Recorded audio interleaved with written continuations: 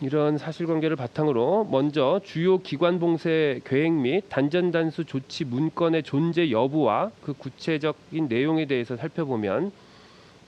다음에서 살피는 각 사실들을 종합하여 볼 때 주요 기관 봉쇄 및 단전단수 조치 문건은 존재하고 위 문건에는 군, 경찰이 투입되어 봉쇄할 기관과 투입 시간대가 기재되어 있었으며 소방청은 특정 언론사 단전단수를 이행한다는 취지의 내용도 포함되어 있었던 것으로 판단됩니다. 우선 김용현은 2025년 10월 23일 헌법재판소에 윤석열 대통령 탄핵 사건의 증인으로 출석해서 제가 비상계엄을 주도하는 주무장관으로서 윤석열의 지시에 따라 국무총리, 기획재정부 장관, 외교부 장관, 행정안전부 장관, 경찰청장에게 건넬 협조사항 문건을 작성하였고 준비한 문건은 총 6에서 7장 정도이다. 조지호, 김봉식에게 건넨 문건에 22시 국회, 23시 민주당 당사 이런 내용이 적혀 있었는데 앞의 숫자는 시간을 의미하고 정확히는 기억나지 않지만 뒤에 장소에 민주당 당사, 선관위, 국회, 방송사, MBC, 여론조사 꽃 등이 적혀 있었다. 행정부 장관의 문건에 있는 내용은 경찰청장에게 건넨 문건과 똑같은 내용이다 라고 진술하였다. 조지호, 김봉식, 조지호의 배우자가 이 법정에서 증언한 바에 따르면 윤석열이 동석한 자리에서 김용현이 조지호와 김봉식에게 교부한 문건에는 22시 국회, 23시 민주당 당사라고 기재되어 있었고 그 밑에도 이런 식으로 기관명이 쭉 기재되어 있었으며 그 중에는 MBC, 여론조사 꽃 등의 단어도 기재되어 있었다. 피고인도 이 법정에서 대통령실 집무실 원탁위에 소방청 또는 소방청장, 24시, 단전 단수, JTBC, MBC, 한겨레, 경향신문 등의 단어가 기재된 문건을 보았다라는 취지로 진술해서 단전 단수를 지시하는 내용의 문건의 존재 자체는 인정하고 있고 그 내용은 김용현, 조지호, 김봉식 등의 진술과도 일부 일치한다. 조지호, 김봉식은 비상계엄 선포 무렵 국회 주변에 경찰 기동대를 배치하고 비상계엄 선포 후 국회의원 등의 출입을 제한하였으며 김용현의 지시로 군인들의 국회 경내 및 본관에 김용현의 지시로 군인들이 국회 경내 및 본관에 진입하였을 뿐만 아니라 선관위 과천청사, 관악청사, 수원선거연수원, 민주당 당사, 여론조사 꽃에도 출동한 바 있다. 여기에다가 윤석열, 김용현은 경찰력이 주로 투입되고 군 병력은 숙련된 간부 위주로만 투입하기로 계획하고 있었다는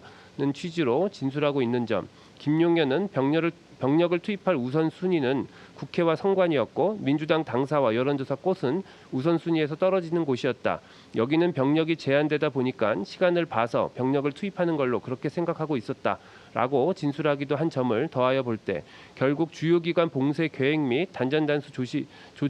지시 문건은 윤석열, 김용현 등 내란 집단의 내란 행위에 대한 구체적인 실행 계획에 해당하고 비상계엄의 선포 및 이에 따른 구체적 폭동 행위의 전개 과정을 종합하여 볼 때 실제 내란 행위 과정에서도 위 문건에 기재된 내용이 상당수 이행되었거나 적어도 실행의 착수에 이르렀으므로 위 문건은 존재한다고 판단된다.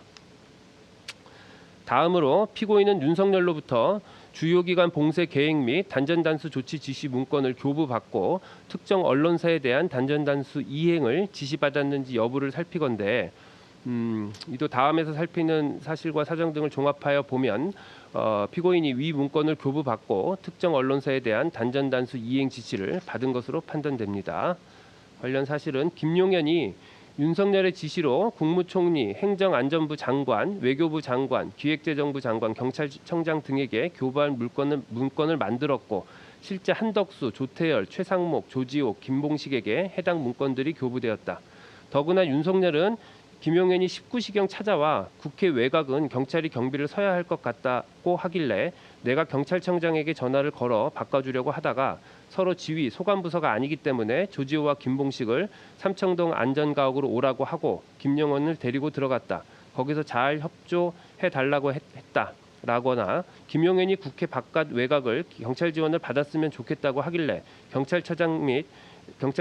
서울경찰청장을 연결시켜 주었다라고 각 진술하고 있는 점을 더하여 볼 때 김용현이 내란 행위에 대한 세부적인 실행 계획을 수립하고 윤석열은 각 부처의 소관 부서나 지휘 감독 관계를 염두에 두면서 윤석열이 수립한 계획을 구체적으로 지시한 것으로 보인다. 그런데 주요기관 봉쇄 및 단전단수 조치 지시 문건의 내용은 경찰청, 소방청과 관련된 업무이고 경찰청과 소방청을 지휘할 권한이 있는 소관부처는 행정안전부 장관이므로 그 장관인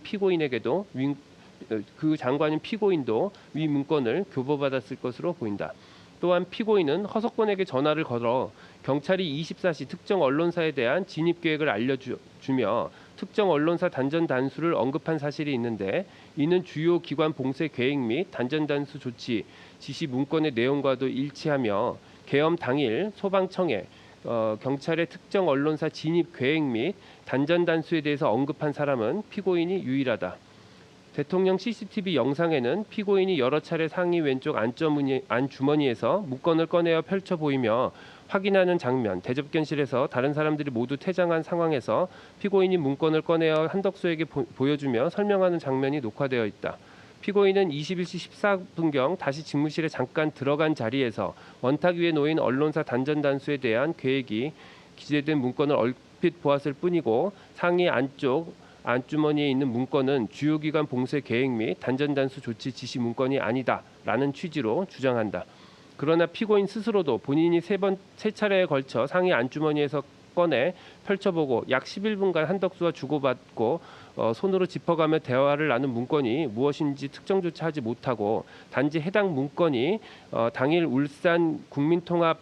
김장 행사 등 관련 인터뷰 자료, 일정표 등일 것이라는 가능성만 제기하고 있을 뿐인데 한덕수는 당시 대접견실에서 피고인으로부터 당일 일정에 대한 이야기를 들은 기억이 없다라는 취지로 진술하고 있다. 또한 피고인은 국민통합 김장 행사에 같이 동행한 아내와 연락 없이 서울로 왔기 때문에 아내의 귀가를 걱정하며 일정표를 봤던 것 같다. 라는 취지로도 주장하나 피고인은 서울행 KTX 열차에 탑승하고 난 이후인 18시 20분경 이미 아내와 통화를 하였고 피고인이 한덕수와 대화를 나눌 시점에는 일정상 피고인의 아내가 이미 김포에 도착해